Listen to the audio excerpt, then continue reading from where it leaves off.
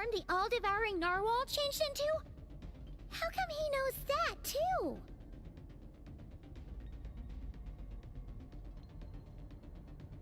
Really? So, you're telling Paimon that giant whale and this guy can both turn into the fowl? How does that work? It's a subconscious instinct. Any intelligent being who longs for his level of strength is bound to mimic his appearance. It's a natural response after encountering someone as powerful as Master. To them, he represents ultimate power. We know the person before us has encountered Master, and we know he stole a portion of my power. So it's not surprising that he would assume this form. Okay. Oh, the closer Paimon looks, the more intimidating it gets. Nervalette isn't here this time, so it's up to us. He won't have the nerve to steal again after we're done with him. Let's teach this guy a lesson.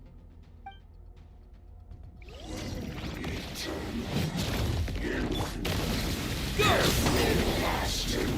Bombs away! Into the void! Fearless! Water jet! Yeah! Go!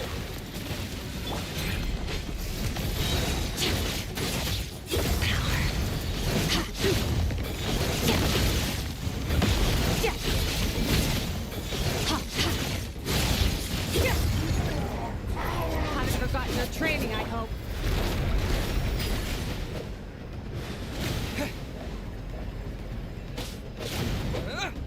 Yeah! Go! Yeah! Go!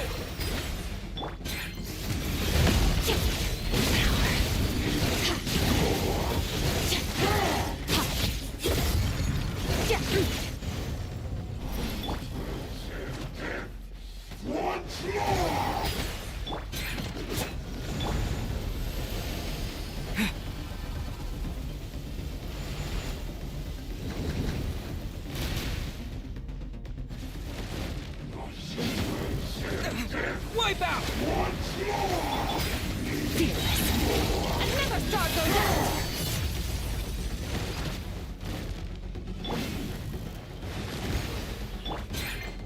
Annihilate! Wasn't expecting this. Might wield. Beyond this world.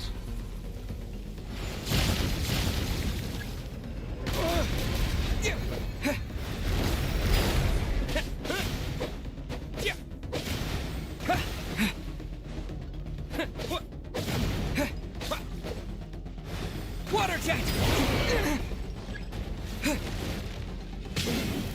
Go! Surge! Power!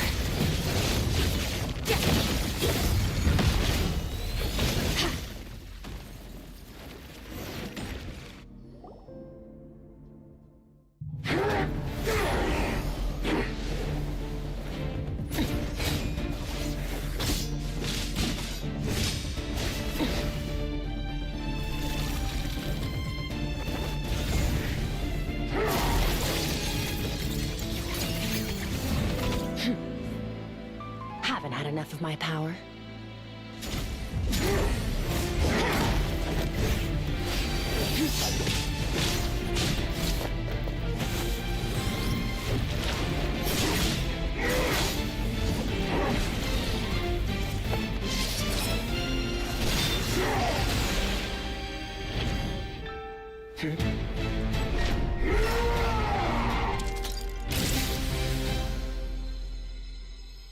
Well then, let's see how much more of this power you can handle.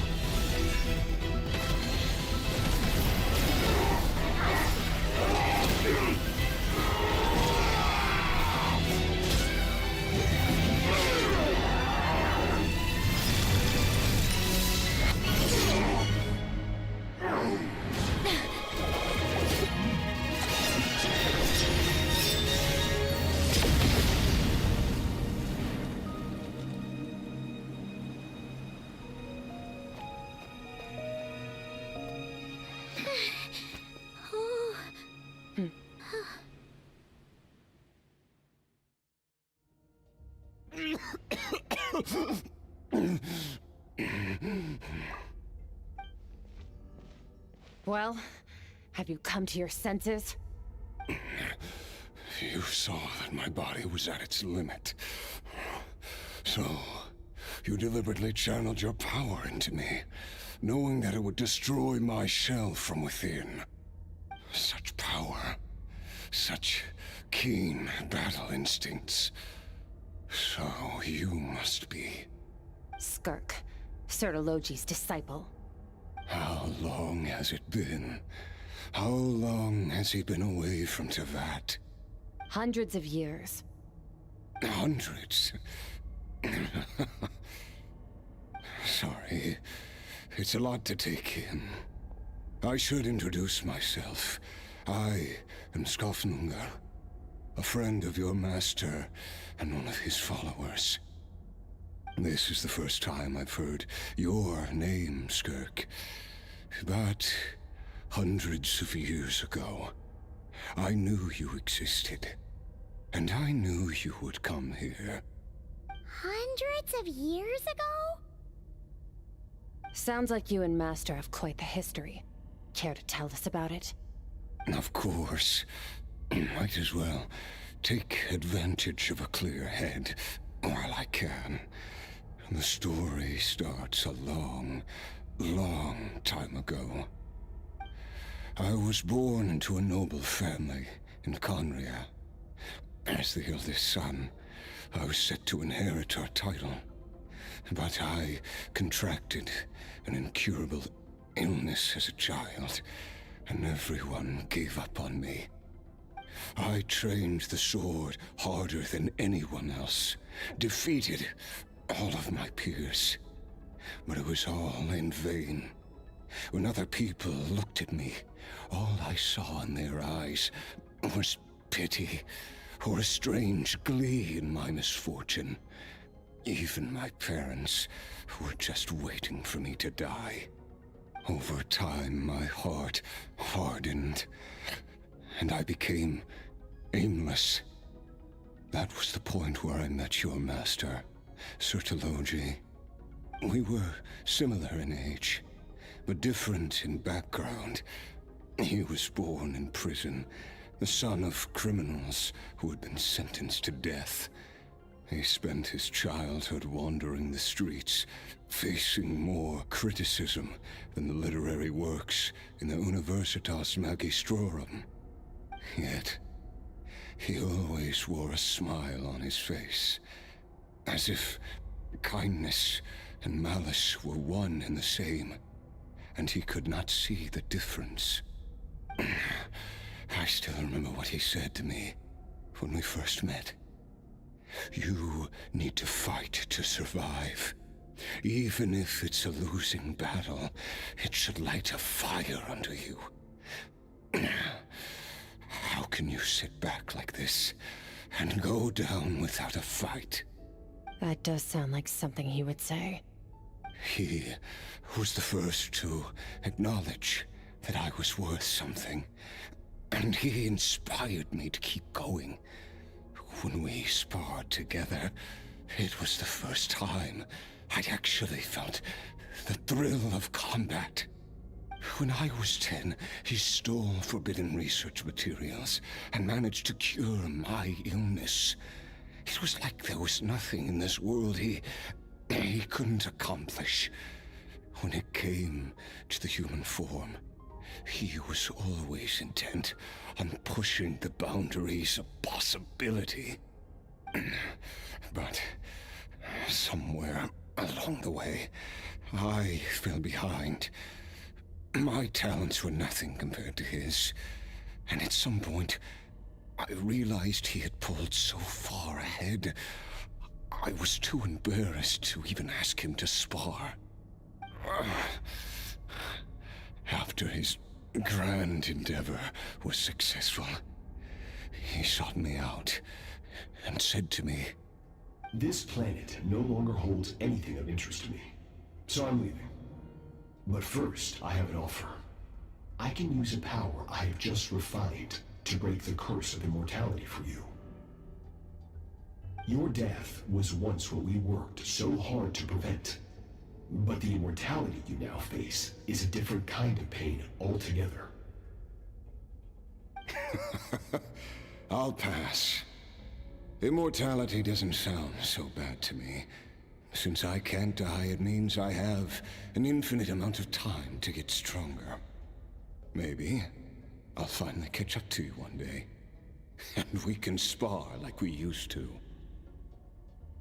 Are you sure? I cannot say when I will return.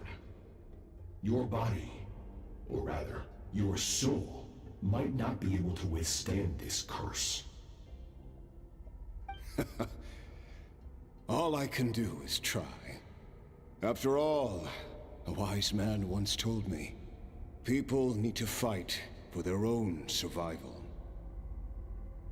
Wise indeed. Nevertheless, if you grow weary of the pain of immortality, and wish to experience a good sparring match before you wither away, seek out my disciple. Disciple? Never thought I'd hear that word coming from you. Nor I, but Betwixt said I was destined to find a disciple out there in the universe, and bring her to Tibet. You know as well as I, Betwixt's prophecies are never wrong. Well, now I'm curious about who this disciple of yours will be. All Betwixt said was that one day, the stars shall bow in her honor. Sounds pretty impressive. Of course. Only the most outstanding people would have the right to become my disciple. Still self-assured as ever, I see. But you're not wrong. I'll be leaving then. Oh, and if you are serious about getting stronger, I left you a little gift in the primordial sea. As I've said before, walk whatever path you want. Freedom means even the wicked get to make their own choices. Waiting for me in the primordial sea was the all-devouring narwhal, already beaten into submission by Sotology. In its weakened state, I was able to cut off part of its flesh and sew it into my own heart. Your heart? That sounds like torture. How did you even survive that? Because, of course, I bear the curse of immortality. So, you used the curse to turn yourself into a vessel for power. Even with that whale's ability, devouring power like that is not something the human body can withstand. With your body and soul constantly at the breaking point, it was the curse of immortality that sustained you. But that is not the path to strength. You have to pour your heart into it, work for it, dream of it. Instead, you stole something that didn't belong to you, and it backfired. You're right. I should have known better, but I had already pushed myself to my limits, and he was still miles ahead of me. So I had to take a leap of faith. I miss your master. I miss the days when we were all together, troublemakers without a home. I don't regret the choice I made. But if you'll allow it, I do want to apologize. To both of you. After the beating we just gave you, I think we can call it even. You're an interesting one as well. Sotology's disciple. That's a lot to live up to. It can't have been an easy experience. I know what he's like. He rules with an iron fist, using despair and fear to force you to catch up to him, all the while standing ever out of reach. We're like mountain climbers in the dark, never knowing how much higher we have to climb, or when we will see the sun again. True. But I made up my mind long ago. No matter how dark it gets, I will not give in to despair. I will overcome it. Besides, after hearing your story, I suspect what Master really wants is not a battle that demands his full strength, but rather a defeat without regrets. Oh? Since you're his friend, you must have some things in common. First time we came here, when you stabbed me through the fog and stole my power, I felt no emotion coming from that spike. But when you had to devote all your strength fighting me just now, I could feel joy and passion emanating from your blade. It was the joy of a researcher discovering the truth of the world, the joy of an artist uncovering a temple of wonders. Interesting. I'm certain I didn't express those emotions outright. Yet you were able to read them from my blade, like a glimpse into my inner world. You're right. That battle brought me an unbridled sense of joy, and my defeat brings me no regret whatsoever. Exactly. I think Master also craves a battle like that. One where his opponent forces him to use all his strength, unlock the extent of his potential, and transcend his own limits.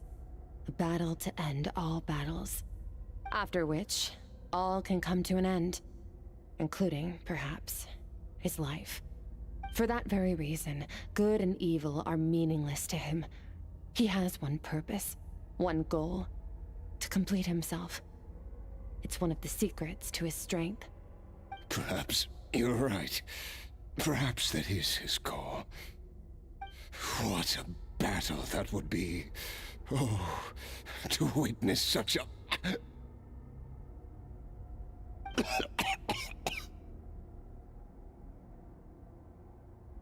you okay? Too many different kinds of power are surging through my body. The curse of immortality allows it all to coexist, but it does not remove the pain. I won't be able to hold on to my sanity for much longer. What a shame. I would have loved to witness that battle. Sertologi once offered to free me from this curse. Now, I must ask that of you, Skirk. Can you release me from the pain? I can, but not through death, if that's what you were hoping for. It's not a suitable punishment for your crime. As an alternative, I can take your consciousness, along with all the power you've consumed, and smash it to pieces. The impurities will dissipate, and under the curse of immortality, your mind and body will regenerate. When that process is complete, you will be back to who you were before, no longer tortured by powers you can't control. But it will be a time-consuming and painful process. The decision is yours to make. I accept. And who knows? Perhaps I'll wake up in time to witness your great battle with Sertologi. I have faith that you'll be able to stand against him one day. Though I know it'll be a long and arduous road. If we are climbers in the dark, it appears the dawn has finally broken for me. But your ascent continues. At least, it looks like you are not alone on your journey. I will reach the top of this mountain, no matter what it takes. And you, Skofnunger, will be my witness at the end of all things. Whew, that's finally over. Let's get out of here. Huh. At least we don't have to make a mad dash for the exit like last time.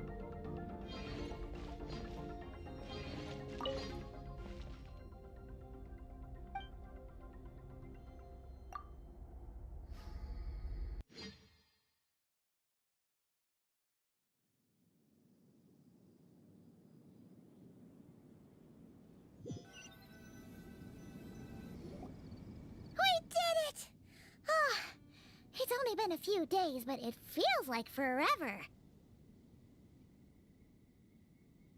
Once again, we've proved there's nothing we can't overcome. We're just that awesome. Wow, you sound even more confident than usual. Guess you really have become stronger. Today sure went by fast. It's night already. Oh wait, that reminds Paimon. The stars you mentioned, the ones that died out, are they back now? Yes. The power Skafnungur stole has been returned. So, the stars have regained their light. Great! Huh, it's crazy that you even noticed their light was gone. There are so many stars in the sky. If a few disappeared, Paimon definitely wouldn't be able to tell. I suppose it's because I have gazed upon this sky for centuries. The false stars, hanging in the meticulously planned sky, glittering with rotten light. It's not real. And yet, it is for that very reason that I can look upon it and enjoy the momentary peace it brings. Even the most beautiful of bubbles has to burst. We will return to the real universe one day, whether of our own volition or not. Time marches ever forward. Even the innocent and naive will taste life's bitterness. Yet through hardship, we grow, until we learn to seize the sands of time for ourselves, and uncover our true strength. Though we gaze upon a false sky, its vastness and majesty is palpable.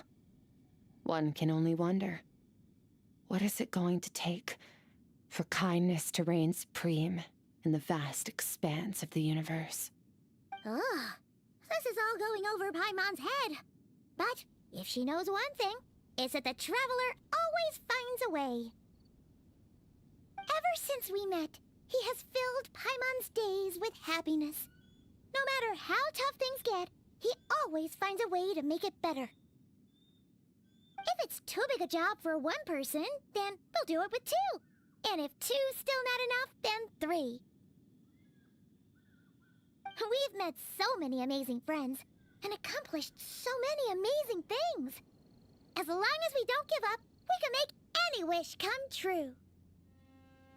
I suppose when it comes to you, anything is possible. Well, I should be going. Now that my power is no longer isolated from my emotions, I need more practice to get used to it. I suppose fate will decide. Maybe we'll bump into each other on the street. Or maybe we'll reunite on a different planet entirely. Regardless, reunions and partings are but passing moments. More than anything, I hope that at the end of this journey, wherever it takes us, we stand in a world reborn. One without war, pain, or forced partings. One where new life can bloom, even where there was once nothing but scorched earth. For this, we must all work to become stronger.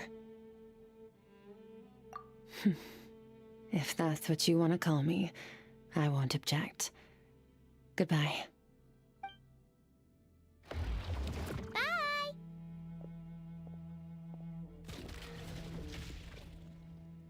Is it just Paimon, or is she being nicer than before? We definitely count as friends after all that, don't you think? Hey, what do you think about camping here tonight? There's nothing quite like sleeping under the stars. Come tomorrow, we can continue our journey.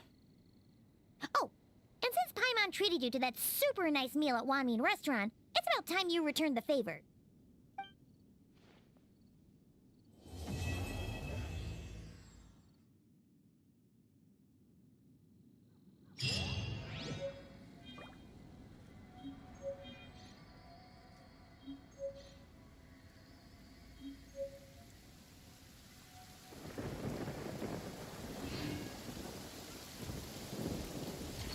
Nice.